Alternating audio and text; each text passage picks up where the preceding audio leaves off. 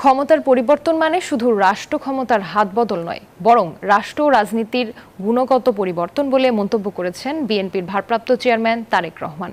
মঙ্গলবার লন্ডন থেকে এক ভিডিও বার্তায় তিনি বলেন, বিতাড়িত গণবিরোধী শক্তিকে আইনের মুখোমুখি করার পাশাপাশি জনগণের রাজনৈতিক এবং অর্থনৈতিক ক্ষমতায়ন নিশ্চিত করা জরুরি। গণ অভ্যুত্থানে যারা হতাহত হয়েছেন তাদের পরিবারের সদস্যদেরকে রাষ্ট্রীয় আয়োজনে সম্বর্ধনা দেওয়া হলে, রাষ্ট্রীয়ভাবে সম্মান জানালে কিছু সময়ের জন্য হলেও হতাহতদের পরিবারগুলো হয়তো একটু মানসিক সান্ত্বনা পাবেন। রাষ্ট্র সংস্কারের পথ ধরে অন্তর্বর্তীকালীন সরকার যথাসময়ে জাতীয় নির্বাচনের তারিখ ঘোষণা করবে। সেই নির্বাচনে জনগণের রায় পেতে জনগণের মন জয় করুন।